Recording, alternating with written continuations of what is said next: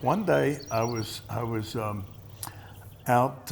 somewhere, and somebody said to me, you know, well, let's go play the Golf Club of Scottsdale. You know, I'll get you on and so forth. And I said, sure, why not? And then as we played, he says, you know, this place is going to be for sale. And I said, really? I said, it seems like a nice place. And as I played the 18, I kind of liked it. And then one thing led to another, and we bought the club.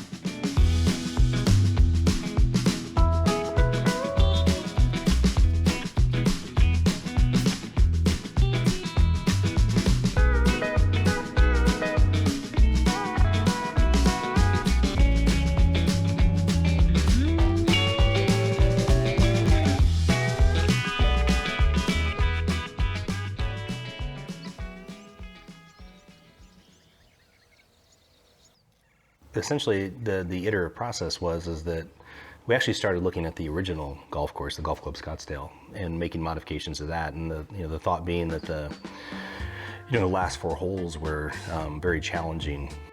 And so we presented what we would do with the last 4 holes, and then we had a big plan rolled out on the table, and I'd overlaid 2 plans on top of each other, and I put a slit down the middle. And so I'm walking through all the plan of the last 4 holes, and he's getting happy. And then I'm like, and I like open it up like a book, and there's another plan underneath that essentially shows reconfiguring the entire golf course. At this point, it was just one golf course. Reconfigured the other 14 holes into 18 walkable holes in the valley floor, and then converted those mountainous holes into a par 3 course. And he's like, you guys can do that? I said, absolutely, you got the space. But I thought, gee, wouldn't it be nice to have another 18 holes, right? I mean, it's something that was really special, that we had a hand in designing. And then also, wouldn't it be nice to have a par 3 course to use to settle bets? And so that was the genesis of that. I said, well, you don't have enough land, but give us a call when you do. We can figure that out too. And then we bought, about another 100 acres that were adjacent to the club. And that was all the property that could be developed. And then the rest of the land around the club is all government set aside. We're right on the edge, so it's about 3 million acres we're surrounded by. Pretty cool. And little did I know, he was probably 5 steps ahead of us in knowing that he was going to attempt to acquire more land to the west, which would eventually become, Scottsdale National. The course roughly sits on 240 acres with a lot of open space in between. And about 80 to 85 acres of it was already being developed for housing. Graded lot pads, graded roadways, very flat terrace land, no vegetation to speak of. So a large chunk of what became the other course was flat as a pancake and void as a parking lot. There was a tiny little blip of a rock pointing up that was going to be in between 18 and 1. Off of 7 tees, there were a couple little rocky ridges that we meandered the tees around, and then short right of 15 green was another rock outcropping. I mean, those are the 3 places that we saw when we were walking the site. Like, all right, we've got to get tees and greens near these locations, and that was really it. The only other features that we had to work with were the long-range views, which, in my opinion, are probably the best long-range views in all of the valley. When the clubhouse was sited and oriented, it was pointing, to capture the western sunset views. And unfortunately, that was the one direction where we didn't have any sort of pretty horizon to look at. It was looking out all over lot pads and just nothing. And so that was really the light bulb moment where we realized in order to be successful, we had to move big dirt, right? We weren't ruining any landscape, right? We were trying to bring it to a point where it's something noteworthy. So I think that was really when the whole idea of mass grading kind of came to be, and it just kind of snowballed from there. 5, 4, 3, 2, 1. Fire in the hole. Hell yes.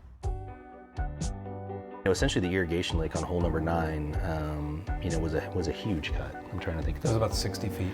60 feet to the bottom of the lake. To the bottom of the lake, yeah. And what that did is, bedrock was sitting About 18 inches. very shallow. So, that's essentially, 58.5 feet of rock that we had to go to get to the bottom of the lake. That material that was generated, a lot of that went between the 10th and the 18th holes. I think the fill between those two golf holes was what? There was a 72-foot fill, I think, at the high point. Yeah, so, cutting 60 feet in the ground, filling 72 feet in the air, and making it all feel like it's always been there. It takes a lot of work to make it look like there wasn't a lot of work.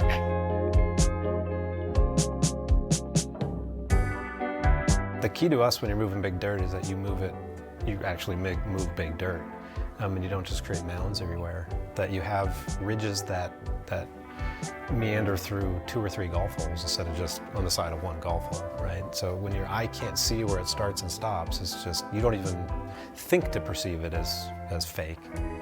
There were instances where just entire golf holes were filled up, so you don't necessarily see big ridges, but like all of 8 along the right-hand side was just a constant 30 to 35 foot fill the whole way. You don't sense a berm because we kind of filled up the 8th hole kind of with it too. But a lot of that material was just kind of drifted everywhere.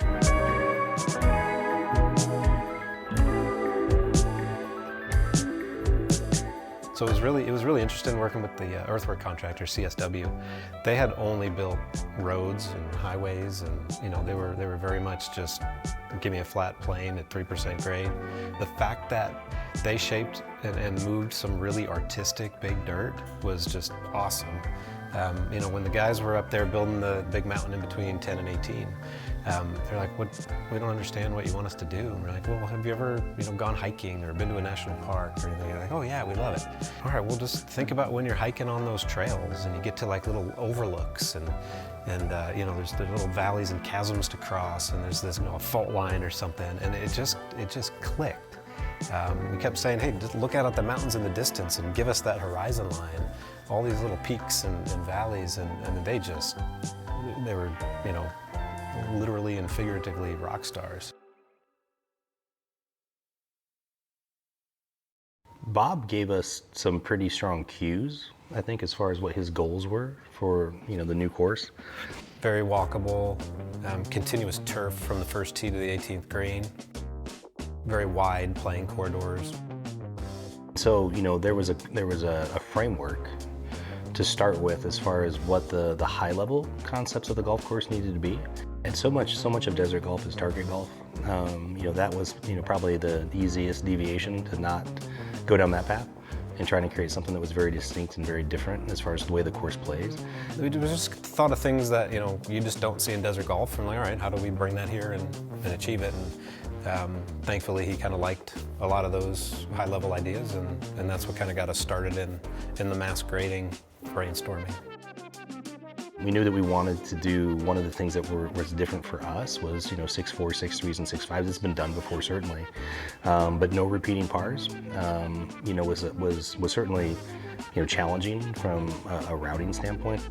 Making sure that you're getting different clubs in the golfers. And the par 3s, the yardage breaks ensure that you're going to have a different club in your hand on every single par 3. The par 5s, to make sure that they had enough distinction, that they played differently enough. Having 6 of them, that was important. There were a lot of federally protected washes that ran through the property. They might only be 12 inches wide, they might only be 6 inches deep, but you can't touch them.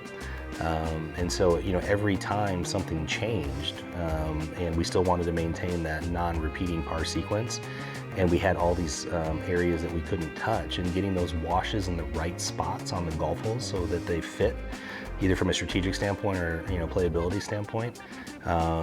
It was just a matter of really kind of working through that process.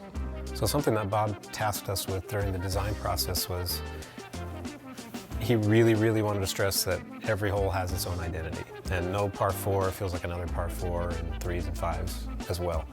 And so what we did was we put all 6 par 3s on a sheet and did the same for the 4s and the 5s, and we walked him through all the groups of pars and how they were all going to have their own identity. And that being length, hazard placements, fairway widths, green sizes. There was a lot of intentionality in creating differentiation in the size of the greens. Number 5 is the largest green, I think, over just around 22,000 or 22,000 square feet, and number 11 sits about 4,000 square feet. 18,000 square feet from the smallest to the largest green allows for a lot of variety. That's kind of where we started honing in on just the variety of everything, but green sizes being one of them. Not only sizes, but the contouring as well. Just depending on what hole and strategy and what we wanted the golfer to encounter. Back in the mid-90s, a big fire had ripped through this part of the desert, and so it burned a lot of the beautiful vegetation. It was lacking in saguaros, and the Palo Verdes were. All the native vegetation was it was either young or dead. It wasn't very pretty. And so a big component of this project not only was creating, the best golf we could create, but also restoring and beautifying the natural Sonoran Desert. So that was a very big goal of his, to only plant native material in bringing back, the beauty of the Sonoran Desert. We generated so much rock from all the blasting during the earthwork process that we had to shuttle all that rock around the property and set it in a way that was believable. There's so much long-range view of the Rocky Mountains surrounding this location, and we wanted to draw that element into the foreground ridges and the layering that we were creating, and those rock sets were very instrumental in making that tie together. My favorite created feature, it's not a feature, it's a golf hole. Hole number 11. Again, short holes are so fun to create, and it was dead flat. I mean, it was dead flat when that golf hole was started. And you look at it today, and everyone would think, man, you found this amazing little dell to put this golf hole in with these rock features that are incredible. And it's entirely created. I think I'd have to agree with 11 as being the best kind of scene that was created. There's a backing ridge that is the backdrop for 11, but it's also a shoulder for the turn in the fairway on 14. Another one of those kind of large features that I'm talking about. And the way that layers and brings in the McDowell Mountains in the far background, it's just like the ripples of mountains coming at you and how it was landscaped. I mean, it just looks 100% believable that this was just here. And the reality is that the tee was sitting on a road, and the green was sitting in the middle of a cul-de-sac.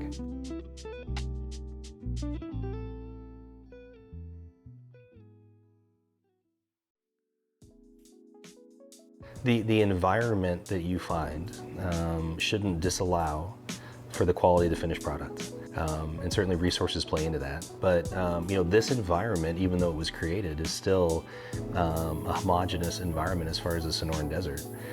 To some extent, I mean, I think, the other course is absolutely, formative from the lineage of Shadow Creek.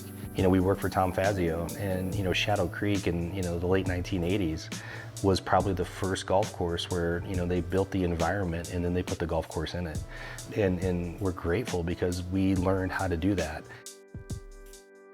Knowing how much of the golf out here was truly created versus found, and appreciating that everyone that comes out here feels like this was a great natural site, it intones that there's a degree in success of what was done. I was involved with the course during its design. Once we broke ground, I never looked at it until it was done. I might have visited once, maybe twice, that's it. That's just not what I do. And we were incredibly thankful for that long leash and the trust more than anything. As a designer, that's all you want, right? You want your ideas, your team's ideas, to see the light of day and then be judged. Well, when the first time I saw the finished product, I kind of liked it. It was pretty special. The vistas were nice.